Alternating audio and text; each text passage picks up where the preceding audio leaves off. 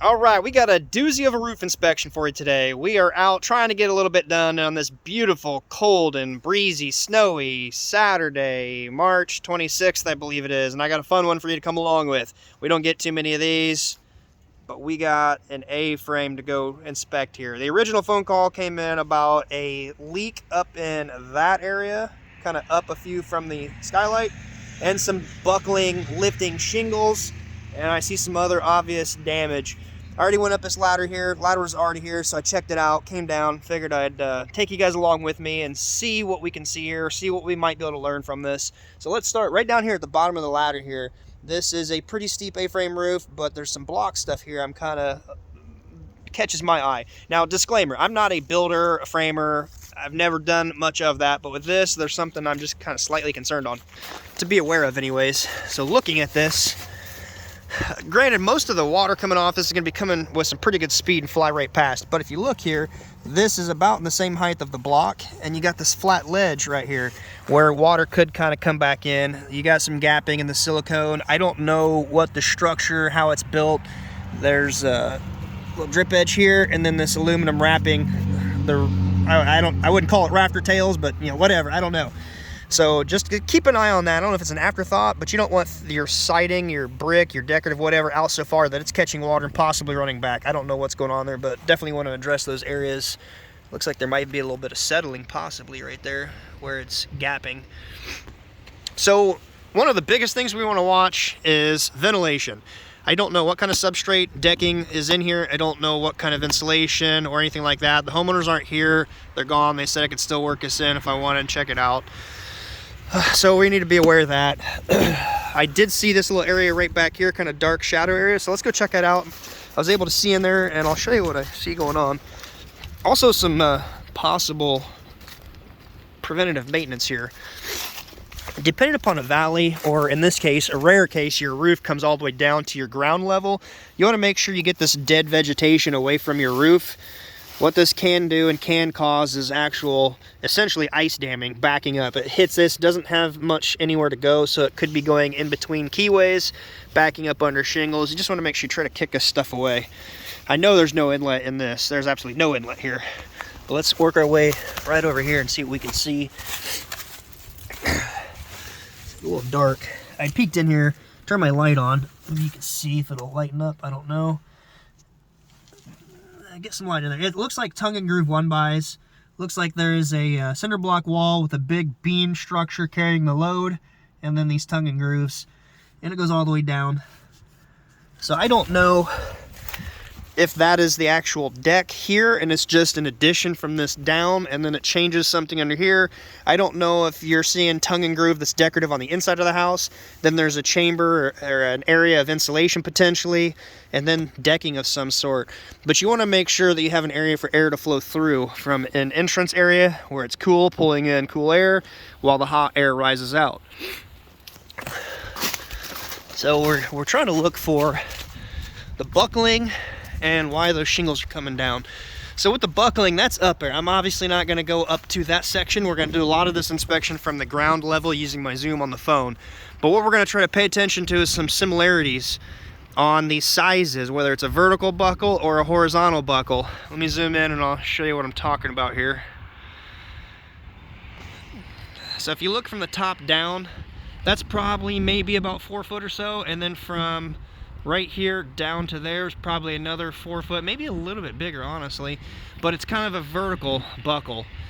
If you notice some similarities between the buckling in different areas, potentially from a vertical or horizontal, 4 foot by 8 foot, that could be a good indication that is a sheet of some sort, whether it's plywood, OSB, OSB CDX plywood, or refer to that as, or chipboard. I'm sorry, I'm drawing a blank, I'm cold. OSB, oriented strand board, or plywood, also CDX board, things like that, versus plank boards or 1-bys. So anyway, sorry about that. This is all unscripted on the fly, so if I say something, I'm sorry. Let's do a quick run up here because there's a spot here. I was up there, it had some wind damage or some damage. I wouldn't call it wind damage, and I tucked it back up there, but might be able to learn something from that too. So let's jump up here real quick. Going up.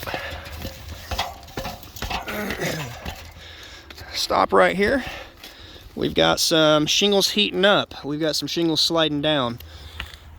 I see a nail in a keyway right there. That's not good. So we're going to talk about shingle design here in just a minute. I want to get up a little higher where I can show you some stuff. We got some more going on right here. See how this is heating up, coming down? You got these all sagging down. This is a known steep roof, 16, 18, 18, 12 probably, something like that, A-frame. And the steeper the roof is, the more the shingles are being tugged down by gravity. So it's really important on your nail placement and the shingle. Notice this right here is a dark seal strip where these sawtooth pieces are actually sealed with an adhesive to the laminate. Maybe my terminology is wrong, but I call this the laminate or the shim. And you got the sawtooth pieces that are actually part of the headlap under this shingle here. So you can see this bigger, thicker line. That is where the common bond seal is. Typically they'll have about 2 seal strips. Some brands have 3. And then where the common bond is, you'll have another one. That's that big dark thing you're seeing right there. Okay, let's keep on keeping on. The view up here is actually worth taking in for a minute. Kind of breathtaking, eh? Yeah. Just not when you're freezing. I've got a cold right now. I feel okay, just sound horrible, but this cold weather really is just, oh, my nose from blowing it so much is on the verge of being sore. But back to the view. Look at that. We're on a steep one. All right, so with this right here, this was slid down. I shoved them in there. I don't have any nails in it. I just simply, I'm here. I'm going to shove it in for the guy. But we're going to pull it out so I can actually show you guys now that I got my phone out and on. This is what I would refer to as the laminate. And you can see a pretty good example. You can see the fadedness of the sawtooths. Well, you can also see there are 2 seal strips on each one of these. And that is what this is actually held in by, as well as this one at the common bond. So the common bond is going to be right under the shingle above it, just at the very bottom edge. So this shoves under these from the manufacturer. When this big 10-foot wide mat is running through the manufacturing process, it's cut in such a way after it's midway through its process, this is cut out. These cutouts might have ended up on another shingle. And then they put the shim, the laminate, underneath it, and it's held on by the sealers you're seeing.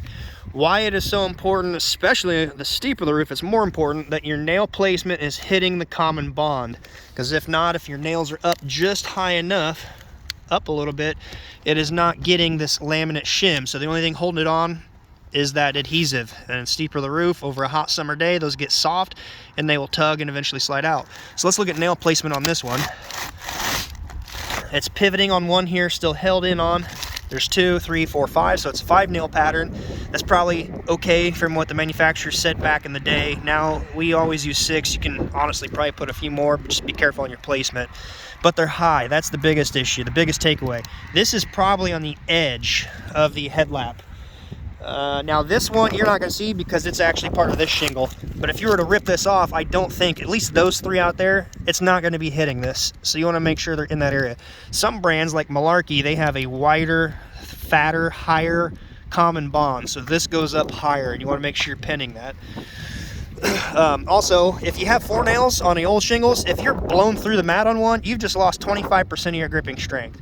So a few extra nails is really cheap insurance. Just pay attention to your shingle manufacturer that you're not voiding any kind of claim that they require or installation practice for their warranty. But yeah, I would definitely use a few extra and make sure they're in the right spot. The other reason I put this in here is because it's got some damaged paper. Could easily get water in here. So we're going to try to get this shoved back under here.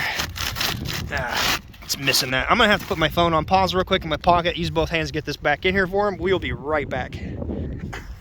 Okay, we are back. I just got that shoved in there for him just to help kind of, for right now, stop water from getting in that hole.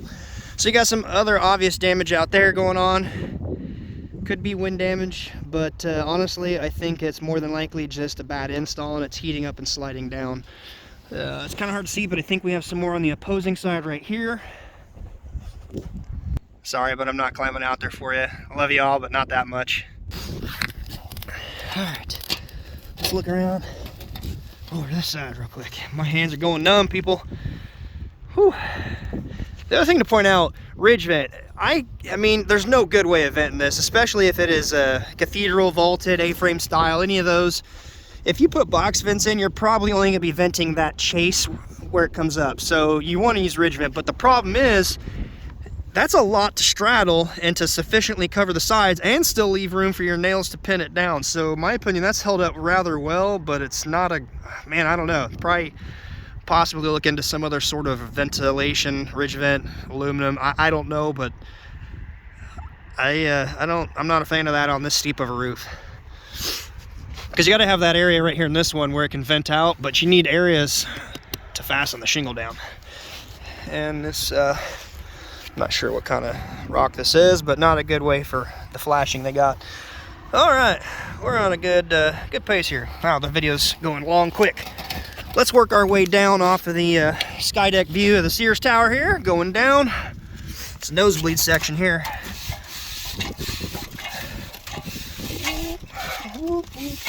Let's pause right here so we can get a better view of this buckling. So you got that part up here, which like I said earlier, possible 4 foot, and then you got that there's another possible sheet of wood. So I think that could be sheet planks of wood. We're going to run around to the other side of the roof and look at that here. By the way, on the corner of the roof down here, right down on this way, we're going to look at the shingle from the ground that I can see real easy. And we're going to talk about common bond briefly.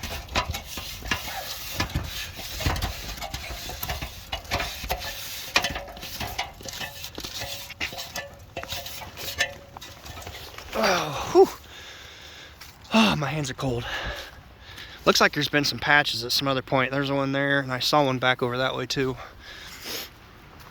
All right, common bond and nail placement when you're on steep stuff. So real quick, we can look at this right here. So here's a shingle, here's a shingle, here's a shingle. So you got the shingle, you got the laminate part, then you've got the common bond, which is right there. If you can see the top of this one at the top of my fingernail right there? It's coming with that, it's bonded to this one. So it's gonna go from here down to here, and it's under the sawtooth part. So there's the shim, the laminate. They don't give you much room for your nails to penetrate through. Actually, well, I'm seeing one right there. That's it. I mean, no, that's not in the right spot. Height-wise, it's in the right spot, but this is not in the right spot. You don't want them anywhere near these keyways because over time that'll waller out and start rusting out. But the common bond, like I said, some brands, some manufacturers have a bigger one. So if you're on a steep roof and you have a steep roof, a mansard face or anything, you might want to choose your brand wisely and make sure your installer is going to do a good job of getting your nails in the right placement. Let's pause the video, run around all this deck back here and go around to the other side. All right, coming back up on the other side, I had to run around all this big deck. The other thing I was going to point out, up under this soffit, I haven't been up under there, but I don't know, you see this bigger beam, big beam right here? If that is just the decorative side of wood, that's where you want to watch so you don't blast nails through during an install, so just be aware. Nothing worse than getting done and having the homeowner go, we got nails blasted through our ceiling. All right, so looking up right here, we've got some more shingles off tip of my finger sliding down. You got some more ruffled up coming down up top here. To me, that all is showing bad install on a steep roof. So there's something else I see right over here. We're gonna take a look at that and see if that's a similarity of the sizes of buckling. Let's see if we can get a better idea of the substrate, the decking here, since these are kind of, it's an oxidized asphalt shingle, and you can lift gently on these and start pulling up. Let's just check some nail placement real quick. See if we can see in here. Yeah, so that nail right there, it's in the closer zone to the keyway, but more importantly, you can see that seal strip, it's up above it. So those nails are on the slight high side. And chances are, if this roof is that way, yeah, I don't even see a nail on that shingle to the right. There's a nail right there. Maybe they got it closer over here. Yep, it's right there. Look how easy these are, kind of getting brittle. Partially cold, but it is oxidized asphalt shingle. Starter, bingo. Starter row upside down. Looks to be a shingle. There's the thicker laminate right here. I'm not a fan of a shingle upside down because these asphalt sides that are visible, if sun does get down into those, it will degrade them just a little bit. I think their thought was maybe using sealer on sealer, double the gripping force. I don't know. But more importantly, what I'm wanting to get in here for, let's see if we can see. Okay, see a few things. I can definitely roll out OSB. That is not OSB. That looks like either plywood or potentially the grain of 1-bys. The other big dead giveaway is there's no paper or ice and water on this bottom pass. I have seen people, when they're installing on a steep roof, not put anything at the bottom and put nails in for their jacks in to hold their boards to start going up. To me, that's a big, bad move because you don't have anything sealing this. Ice damming on a steep roof is not huge, but why not, especially on something this low to the ground, run your past ice and water. If you're not using ice and water, at least use paper. The controversial video of do you go over or under, which I'm going to release later tonight, I hope. At this time, you're already seeing it. Once your bottom passes on, then take off with your shingles and put your jacks and boards in, all your safety equipment.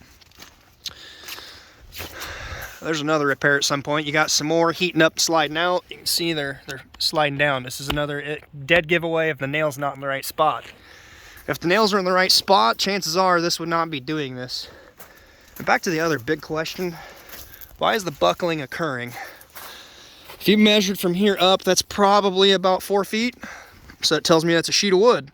And if you look here, up to is less than 4 feet, so that's a second row of wood. And it's probably terminating at the cut where they had to rip into it to go up around that else piece right there.